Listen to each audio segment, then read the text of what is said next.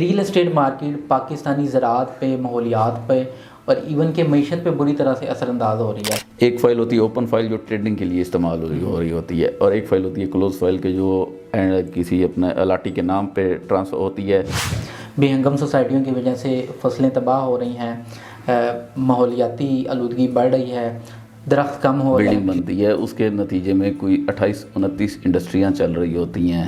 پاکستان میں currently real estate کا business model کیسے چل رہا ہے؟ فائل تھی، پھر کسی زمانے کسی ٹائم میں جا کے اس نے بیلٹ کی، پلاٹ نمبر دیے، پھر پوزیشن کیا۔ پاکستان میں یہی طریقہ ہے۔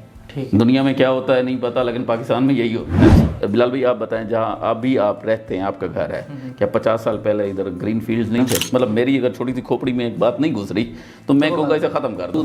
فیکٹری بیچ کر پلاٹ نہیں بناتا۔ اگر فراڈ کی ریشو نکالی ہے تو وہی ہے جو ایک ریڈی والا آپ کے ساتھ کرتا ہے کہ آپ کو 500 روپے کلو سیب دے گا، جس میں سے آدھا کلو سیب گلے ہوئے ہوں گے۔ بینکنگ چینل کو سموتھ کرنا، یہ فائنینشیل انسٹیٹیوشن کو سموتھ کرنا اور ڈیولپر کو کسی ضابطے کا پابند بنانا، یہ اسٹیٹ کا کام ہے۔ فائلوں کا پاکستان میں جو کاروبار ہو رہا ہے، یہ فائنینشلی اس کی سوسائٹی میں کیٹیگوریکلی کہہ رہا ہوں، یہ گیم 1 لاکھ 2 لاکھ 3 لاکھ والوں کے لیے ہے ہی نہیں، یہ کروڑوں والی ہے، اور کروڑوں کے کسی حلال کے کمائے ہوئے کروڑوں کے لیے نہیں۔ مطلب اب فائل کو زمین کا نام دے کر وہاں سے پیسہ جنریٹ کریں گے، اور پیچھے زمین کہاں ہے، کیسے ہے، کیوں ہے، اس کا کوئی پتہ نہیں۔ اس وقت ریل اسٹیٹ مارکیٹ میں کہوں گا کہ اپنے جسٹیفائڈ ریٹس پہ یا اپنی جسٹیفائڈ کنڈیشن میں واپس آ چکی ہے۔